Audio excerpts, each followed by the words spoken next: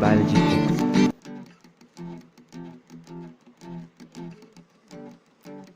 So welcome back to another video tutorial from Smart Biology Tricks. இன்னைக்கு நம்ம இந்த வீடியோல 10th சயின்ஸ் ஒரு டாபிக் தான் டிஸ்கஸ் பண்ண போறோம். 10th ஓட சப்ஜெக்ட்ல பாத்தீங்கன்னா பயாலஜி சப்ஜெக்ட்ல ஒரு சின்ன டாபிக்கை டிஸ்கஸ் பண்ண போறோம். ஸோ நம்ம டாபிக்கோட டைட்டில் பார்த்தீங்கன்னா தாவர உள்ளமைப்பியல் மற்றும் தாவர செயலியல். ஸோ இங்கிலீஷ் சப்ஜெக்டை ஃபாலோ பண்றவங்க, இங்கிலீஷ் மீடியம் ஃபாலோ பண்றவங்களோட டைட்டில் பார்த்தீங்கன்னா plant anatomy and plant physiology. இந்த டாபிக் தான் டிஸ்கஸ் பண்ண போறோம். ஸோ இந்த டாபிக்ல நம்ம பிளான்ட்டோட பிசியாலஜி அண்ட் பிளான்ட் செல்ஸ் எல்லாம் எப்படி இருக்கு அதை பற்றி டிஸ்கஸ் பண்ண போறோம். ஓகேவா? So let's go to the topic. So plant, ஏதாவது ஒரு plant எடுத்துக்கிட்டீங்க அப்படின்னா, for example whatever the plant you are seeing, நம்மள சுத்தி இருக்கக்கூடிய எந்த ஒரு பிளான்ட்டா இருந்துட்டாலும் ஸோ அதுல இருக்கக்கூடிய இன்னர் பார்ட்ஸை பத்தி படிக்கிறது தான் பாத்தீங்கன்னா உள்ளமைப்பியல், தாவர உள்ளமைப்பியல் ஆர் பிளான்ட் பிசியாலஜின்னு சொல்லுவோம். தாவர செயலியல் அப்படின்னா பிளான்ட் பிசியாலஜி. ஸோ ஒவ்வொரு பிளான்ட்லயும் எப்படி வந்து அதோட மெக்கானிசம் உள்ள நடந்துட்டு இருக்கு, எப்படி வாட்டர் அப்சர்வ் பண்ணுது, ஸோ அந்த வாட்டர் அப்சர்வ் பண்ணிட்டு how the plant is doing photosynthesis, ஒளிச்சேர்க்கையில தன்னை எப்படி ஈடுபடுத்திக்குது, அதை பத்தி படிக்கிறது தான் பார்த்தீங்கன்னா பிளான்ட் பிசியாலஜி. ஸோ அதோட இல்லாமல் அதோட ஸ்ட்ரக்சர், தாவர உள்ளமைப்பியல் அப்படின்னா பிளான்ட் அனாட்டமி. ஃபார் எக்ஸாம்பிள் ஒவ்வொரு பிளான்ட்லயும் பார்த்தீங்கன்னா நிறைய கன்ஸ்ட்ரக்ஷன்ஸ் இருக்கும். ஸோ உள்ள ஆர்கனைசேஷன் பார்த்தீங்கன்னா நிறைய ஆர்கனைசேஷன்ஸ் இருக்கும். ஸோ அதை தான் நம்ம கன்ஸ்ட்ரக்ஷன்ஸ் சொல்றோம். ஃபார் எக்ஸாம்பிள் ஒரு சின்ன பார்ட் ஆஃப் த டிஷ்யூவை வந்து நீங்க மேக்ஸிமைஸ் பண்ணி ஒரு மைக்ரோஸ்கோபிக்ல பாக்குறீங்க. So it is a microscopic view. So ஒரு நுண்ணோக்கியை வச்சு ஒரு பிளான்ட் டிஷ்யூவை நீங்க பாத்தீங்க அப்படின்னா ஸோ அதுல வந்து பாத்தீங்கன்னா நிறைய டைப் ஆஃப் செல்ஸ் எல்லாம் இருக்கும். சரிங்களா? ஸோ அந்த செல்களை பத்தி படிக்கிறது, அந்த செல்கள் வந்து எப்படி கட்டமைப்பா ஒன்றோட ஒன்று இணைந்து ஒரு தாவர செல்களை உற்பத்தி பண்ணிருக்கு. ஸோ அப்படிங்கறத படிக்கிறது தான் வந்து பாத்தீங்கன்னா பிளான்ட் அனாட்டமி. ஓகேவா? how the plant is constructed with the help of plant tissues. so plant tissues பாத்தீங்கன்னா செல்ஸால ஒண்ணு ஜாயிண்ட் ஆயிட்டு plant tissues மேக்கப் ஆயிருக்கும். டிஷ்யூஸ் எல்லாம் ஒன்னோட ஒண்ணு ஜாயிண்ட் ஆயிட்டு ஒரு லிவிங் ஆர்கானிசம்ஸை மேக்கப் பண்ணிருக்கோம். ஸோ எப்பவுமே நம்ம இந்த ஃபார்முலாவை நீங்க எப்பவுமே மறக்க கூடாது. ஸோ ஹையர் கிளாஸ் நீங்க எப்போ போனாலும் இந்த ஃபார்முலா உங்களுக்கு யூஸ்ஃபுல்லாவே இருக்கும். So the formula here is molecules, before molecule atom. Atoms are joined together to form molecules, right? So அணுக்கள்,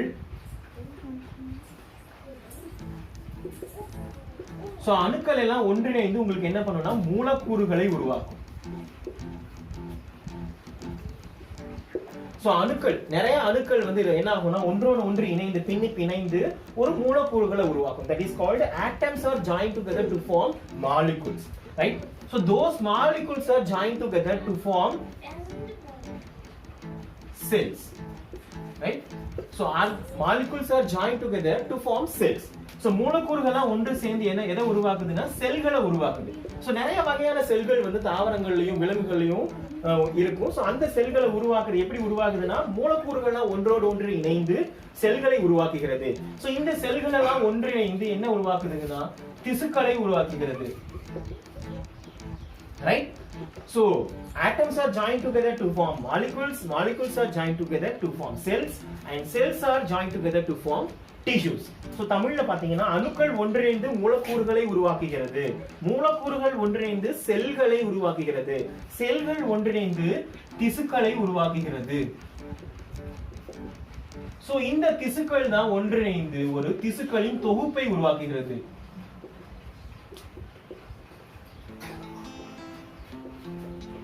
சோ இந்த திசுக்களின் தொகுப்பு தான் ஒரு உயிரினத்தை உருவாக்குகிறது, ஒரு மிகப்பெரிய ஒரு உயிரினத்தை உருவாக்குகிறது. so tissue systems are joined together to form an organism, right? so again I am repeating. so atoms are joined together to form molecules are joined together to form cells, and cells are joined together to form a tissues, and lot of tissue systems are joined together to form an organism, right? அணுக்கள் ஒன்றிணைந்து மூலக்கூறுகளை உருவாக்குகிறது, மூலக்கூறுகள் ஒன்றிணைந்து செல்களை உருவாக்குகிறது, செல்கள் ஒன்றிணைந்து திசுக்கள், மற்றும் திசுக்கள் ஒன்றிணைந்து திசுக்களின் தொகுப்பு, and then ஒரு உயிரினத்தை உருவாக்குகிறது. இதுதான் வந்து ஒரு உயிரினம் உருவாக்கக்கூடிய ஒரு அடிப்படையான விஷயம். சோ இதை வந்து நீங்க எப்பவுமே ஞாபகம் வச்சுக்கணும். இதை வந்து நீங்க ஹையர் கிளாஸ் போனாலுமே இந்த விஷயம் தான் பயாலஜில உங்களுக்கு ரிப்பீட்டடா வந்துட்டே இருக்கும், ரைட்டா? சோ தாவர உள்ளமைப்பியலை வந்து முதல்ல நமக்கு வந்து உலகத்துக்கு வகைப்பாட்டை கொடுத்தவர் பேர் பாத்தீங்கன்னா நெகமையா குரூப்.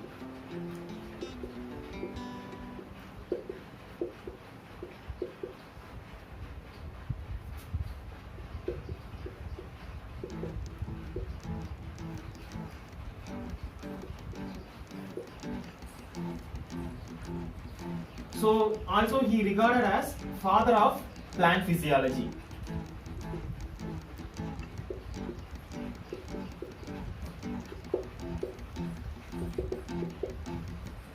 So தாவர உள்ளமைப்பியலின் தந்தை என அழைக்கப்படுபவர் நெகமையா க்ரூ.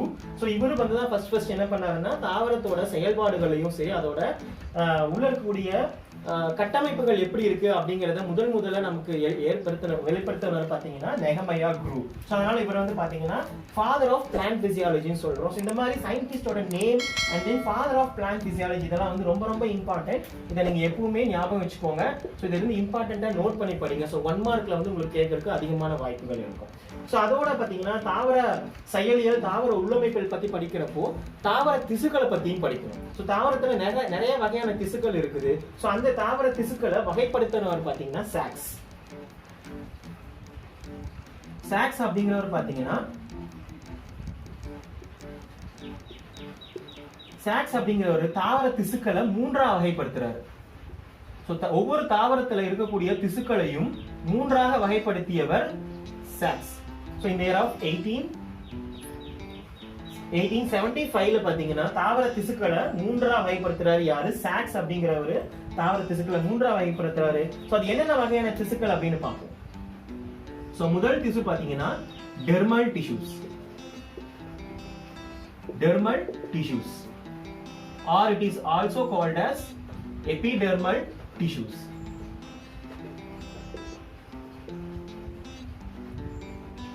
Epidermal tissues. சோ தமிழ்ல பாத்தீங்கன்னா இதோட பேர் வந்து பாத்தீங்கன்னா புறத்தோல் திசுக்கள்.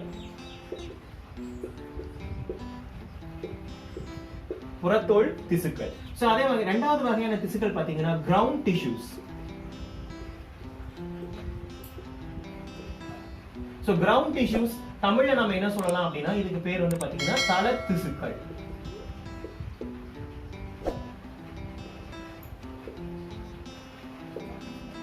மூன்றாவது வகையான திசுக்கள் சாக்ஸ் வந்து தாவரத்தோட திசுவை 3ஆ வகைப்படுத்தினதுல மூன்றாவது வகையான திசுக்கள் எதுன்னு பாத்தீங்கன்னா வாஸ்குலார் டிஷ்யூஸ்.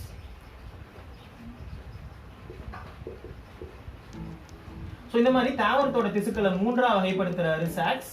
சோ இந்த ஒவ்வொரு வகையான திசுக்களுக்கும் ஒவ்வொரு வகையான பண்புகள் இருக்கு. சோ அந்த பண்புகள் அது செய்யக்கூடிய பணிகள் so based on the work done by these tissue system these tissues are named, right? so இது என்னென்ன வகையான பணிகளை மேற்கொள்ளுதோ அதை பேஸ் பண்ணி தான் இந்த டிஷ்யூஸ்க்கு வந்து பேர் வச்சிருக்காங்க. For example dermal tissue system புறத்தோல் திசுக்களின் தொகுப்பு. இந்த திசுக்கள் எடுத்துக்கிட்டீங்க அப்படின்னா தாவரத்துல எந்த ஒரு தாவரமா இருந்தாலும் அதோட அவுட்டர் லேயர்ல பிரசன்ட் ஆகும். சோ இந்த தாவரத்தோட அவுட்டர் லேயர்ல இருக்கக்கூடிய ஒவ்வொரு திசுக்களும் புறத்தோல் திசுக்கள் என்று அழைக்கப்படுகிறது. இந்த திசுக்களோட முக்கியமான பணி என்னன்னா பாதுகாப்பு,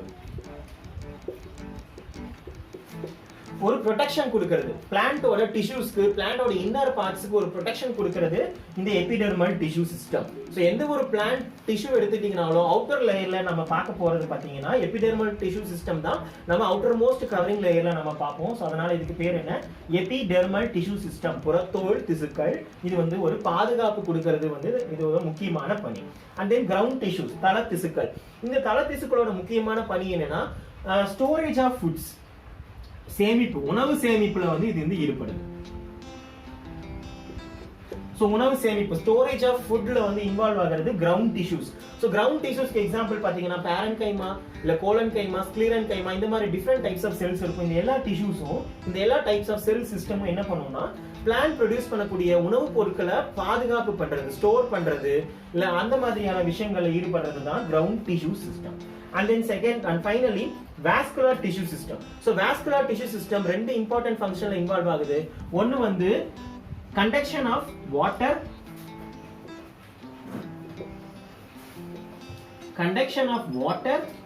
and food.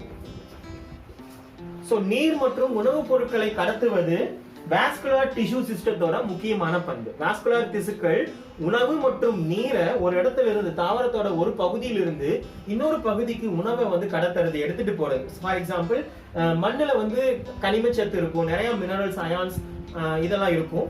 அதோட சேர்த்து நீர் இருக்கும், வாட்டர் பிரசன்ட் ஆகும். ஸோ அது எல்லாத்தையும் அப்சர்வ் பண்ணி பிளான்டோட டிப் வரைக்கும் டிரான்ஸ்போர்ட் பண்றது பாத்தீங்கன்னா the cells present in the vascular tissue system. There are two cells present in vascular tissue system. They are xylem and then phloem. So இந்த ரெண்டு டிஷ்யூ சிஸ்டம் என்ன பண்ணுதுன்னா பிளான்ட்ல வாட்டர் அண்ட் ஃபுட் மாலிகூல்ஸ் ஒரு இடத்துல இருந்து எடுத்துட்டு இன்னொரு இடத்துக்கு டிரான்ஸ்போர்ட் பண்ணுது. So all together vascular tissue சிஸ்டமோட ஒரு ஃபங்க்ஷன் என்னன்னு பார்த்துட்டீங்கன்னா conduction of water and food transport. Right, thank you.